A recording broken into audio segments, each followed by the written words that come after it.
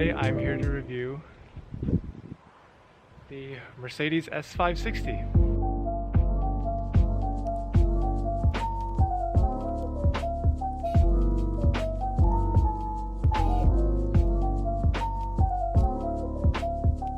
Now the Mercedes S-Class is the gold standard, and it has been for quite a while, at least in features. It was the first in the world, first ever, to have LED lighting, traction control, airbags as standard, anti-lock brakes, brake assist, bumper crumple zones, and the list goes on and on. It's also extremely well insulated for sound. I cannot hear anything that's going on in the outside world. I feel like I'm in this little capsule of comfort, just driving along. It's nice. It's very nice.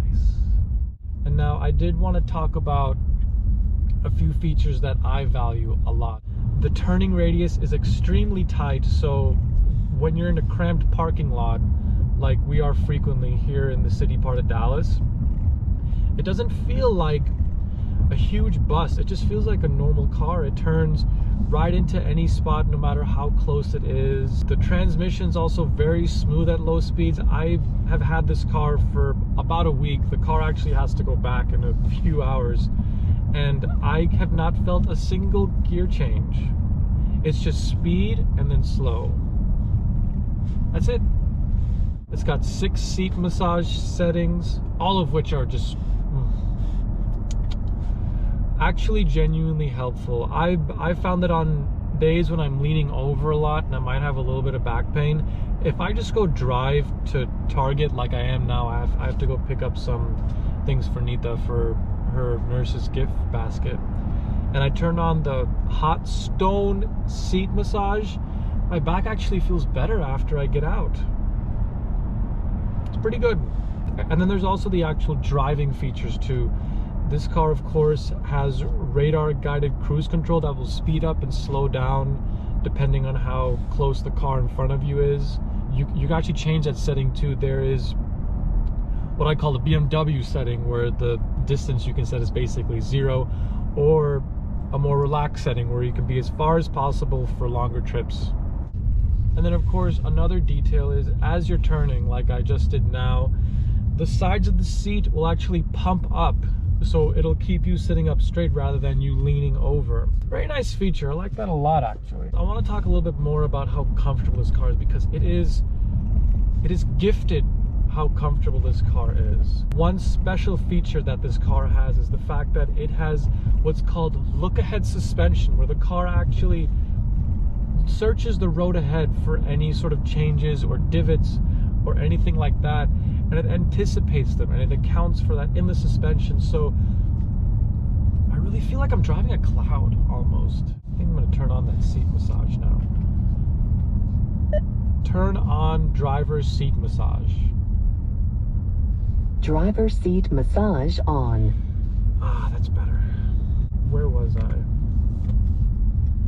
I'm so relaxed I've forgotten all my talking points for this car. So I'm going to pull into Target, where, thank you, I conveniently have to go in order to pick up some little coffee bottles for our nurse's basket, since Nita's in literally her last month of pregnancy. Oh, it's busy today. Should not come on a Friday. Okay, so I'm just going to pull over here,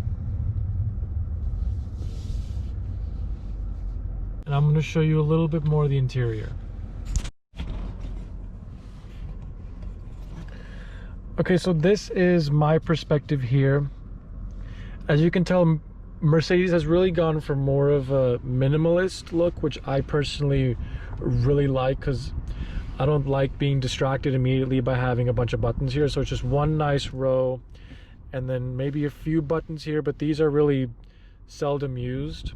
They really want you to use the UI here, and that is where I do see a little bit of a fault. I don't know if you guys can see, but I know this is just for this year. For 2021, they really simplified and went all into this icon system. But if I say I just want to turn on the massage without having to use the voice command, because it is a little clunky, I have to go here into vehicle and then seats, and then driver, passenger seat, and then I have to actually pick the massage.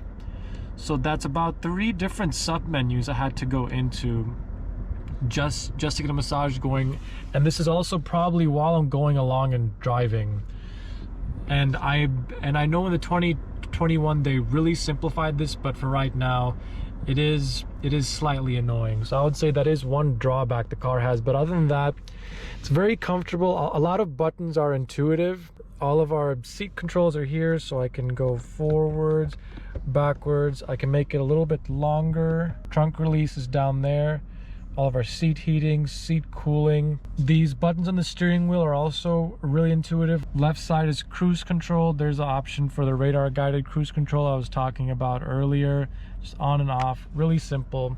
Here's just volume and speaking commands, and then also how to actually, and then this little mini mouse pad here actually operates the screen here. And then this mini mouse pad here lets me change my dials as well. Oh, by the way, as you're reversing, you actually have a million different options for seeing behind you. You can do this little cool bird's eye view.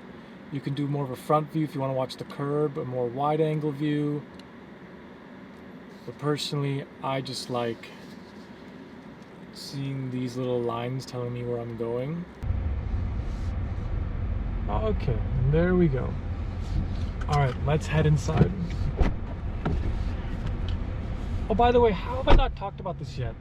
Have you seen what the outside of this thing looks like? It is truly, truly beautiful.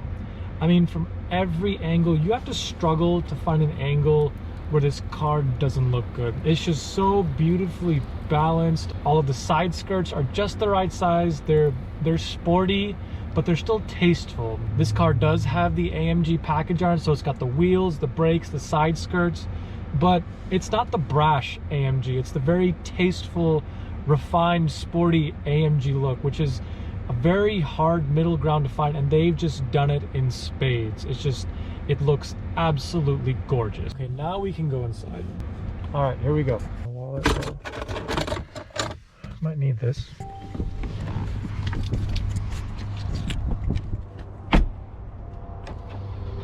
And the side mirrors fold in automatically too, so nobody hits them.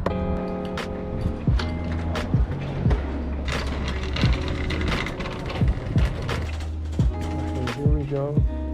Vanilla, mocha, and caramel.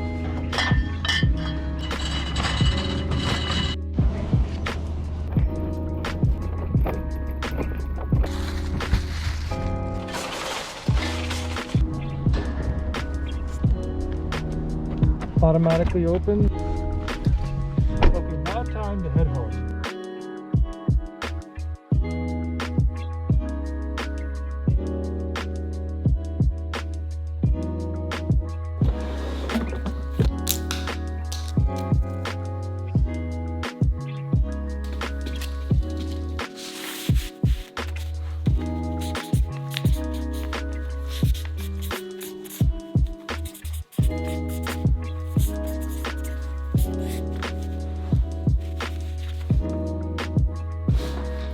Now, I couldn't really find an answer for the longest time. I love cars. I have a fiery passion for cars, but when I look at a car and I see the sticker price is $100,000 plus 110, 115, however much, even I have a hard time justifying paying that much for the car just looking at it, because there's a lot of stuff $100,000 can buy instead of a car. Then there's the depreciation, the maintenance, the reliability, because the more complex a car becomes, the more expensive it is to own, because there's more to go wrong. Insurance for me, for the S-Class, just for 1 year was about $3,000. And I've had no accidents for multiple years. I don't get speeding tickets. I'm not a very aggressive driver and a liability.